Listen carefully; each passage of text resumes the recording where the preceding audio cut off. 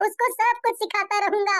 राजू सोनू को पानी पिलाना, नाचना, टोपी पहनना, हाथ मिलाना जैसी कई तरह की चीजें सिखाता है, जिसे देखकर बच्चे और भी ज्यादा खुश हो जाते हैं। आओ, देखो देखो बच्चों, ये बंदर कैसे नाच रहा है। देखो देखो। अरे, ये सोनू बंदर तो हाथ भी मिलाता है। जिसे भी इससे हाथ मिलाना हो, वो 2 रुपए देकर इससे हाथ मिला सकता है। ये लीजिए अंकल, 2 रुपए। इसे कहिए मुझसे हाथ मिलाए। हाँ हाँ, क्यों नहीं।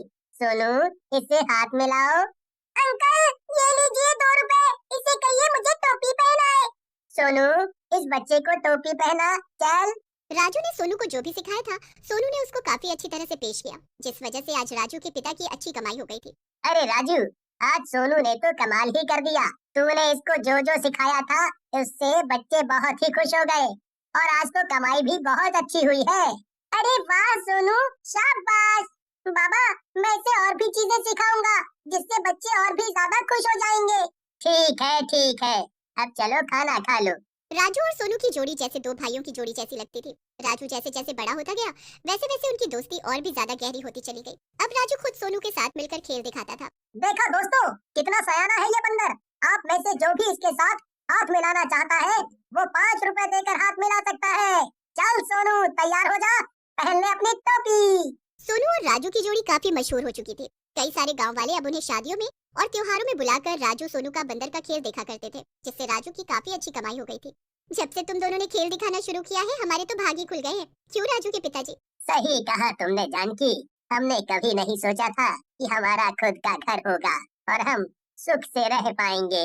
पिताजी, मैं सोच रहा था कि मैं एक छोटी सी दुकान ले लेता हूँ, जहाँ मैं सोनू के साथ मिलकर खेल दिखाऊंगा और सबको टिकट लेकर खेल देखने आना पड़ेगा, तो हमारी कमाई भी अच्छी हो जाएगी। तू जो भी करेगा बेटा, हम तेरे साथ हैं। राजू ने गांव में एक छोटी सी दुकान ले ली, जहां अब सोनू और राजू मिलकर खेल दिखाते थे। राजू दिन रात मेहनत करता रहा, जिससे उसका नाम हो गया काफी। पर उसकी इस तरक्की से कोई था जो बहुत जल रहा था। वो था उसका चचेरा भाई कालू। देखो तो जरा इसे, कैसे उछल रहा है। मेरे पिताजी ने इसे और इसके बाप को घर से निकाल दिया था। रहने के लिए छत भी नहीं थी इनके पास, और आज देखो, इस बंदर की वजह से इसका कितना नाम हो गया है। तुम कहो तो इसे सही रास्ते पे ला देते हैं। चलो, वैसे भी मेरी कुछ खास पटती नहीं है इस राजू से। हाँ, इसे इसकी औकात तो दिखानी ही पड़ेगी। तो आज रात को इसके बंदर को ही खत्म कर देते हैं। ना होगा बंदर, ना करेगा ये खेल। कालू और विक्रम सोनू को मारने का उन्होंने मौके का फायदा उठाकर सोनू को एक बोरी में बंद कर दिया और जंगल में ले आए। बड़ा उछलता है ना ये बंदर, अब उछल के दिखा। ना रहेगा ये बंदर और ना रहेगी राजू की कमाई। ये चाकू एक बार इसकी गर्दन पे लग जाएगा तो किस्सा ही खत्म हो जाएगा। उस तरफ राजू सोनू को ढूंढते ढूंढते जंगल में आ पहुंचा। चल चल, जल्दी कर, चाकू निकाल और मार दे इसे। हाँ हाँ, अभी करता हूँ। विक्रम ने जैसे ही चाकू निकाला, राजू सोनू को बचाने के लिए बीच में आ गया और हाथापाई में चाकू राजू को लग गया। अरे, ये क्या किया तुमने? राजू को मार दिया। अगर किसी को पता लग गया तो हमें जेल हो जाएगी। चल चल, हम यहाँ से भाग चलते हैं, इससे पहले कि कोई यहाँ आ जाए। कालू और विक्रम वहाँ से भाग जाते हैं, पर इस तरह मौत की वजह से राजू भूत बन जाता है। सोनू, देखा तुमने इन लोगों ने क्या किया?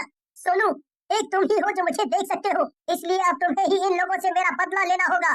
सुबह जंगल में राजू की लाश मिलती है, लेकिन किसी को कुछ समझ नहीं आता। हे भगवान, ये क्या हो गया? मेरे बेटे की जगह मुझे उठा लेता।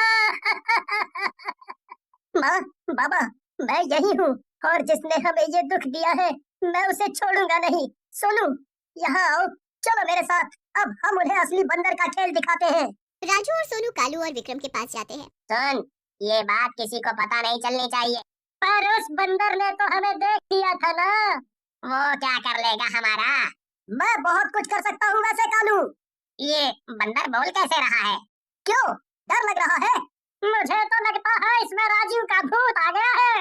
अरे, तुम्हें मेरा खेल नहीं देखना? आओ, मैं तुम्हें आज एक अनोखा खेल दिखाता हूँ। अरे, ये हवा में कैसे उड़ रहा है? भूत, भूत, बचाओ! अरे क्या हुआ? तुम्हें मेरा खेल पसंद नहीं आया क्या? रुको, मैं एक और चीज दिखाता हूँ तुम्हें। ये देखो, मैं सिर्फ हवा में उड़ ही नहीं सकता, बल्कि ये चाकू भी उठा सकता हूँ, जैसे तुम दोनों ने उस दिन उठाया था मुझे मारने के लिए। हमें माफ कर दो सोनू, हमें माफ कर दो।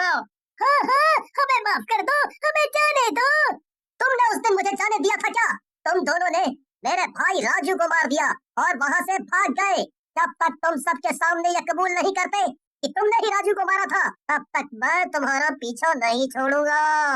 हम सबको बता देंगे कि हमने ही राजू को मारा था, हमें जाने दो। हाँ हाँ, हम बता देंगे कि हम उस दिन तुम्हें मारने वाले थे, पर राजू बीच में आ गया और हमने उसे चाकू मार दिया। राजू और सोनू ने जो खेल खेला था वो सारे गांव वालों ने देख लिया था और सबको कालू और विक्रम की सच्चाई का पता लग चुका था। तुमने मेरे बेकसूर बेटे की जान ले ली, ये भी नहीं सोचा कि उसके बाद हमारा क्या होगा। तुम दोनों को तो तुम्हारी सजा कानून देगा ही, लेकिन ये गांव भी राजू और सोनू के बिना बेजान सा हो जाएगा। तुम दोनों की वजह से बच्चों के चेहरे से मुस्कान छिन गई। अब ना जाने कौन ये बंदर का खेल दिखाएगा यहाँ। कालू और विक्रम का सच तो सबके सामने आ गया, लेकिन अब सोनू बहुत उदास हो गया था राजू के बिना। सोनू, तू यहाँ क्यों बैठा है? दुकान नहीं जाना खेल दिखाने? तुझे क्या लगता है मैं भूत बन गया तो हमारा साथ छूट गया? अब ये भूत ही बंदर का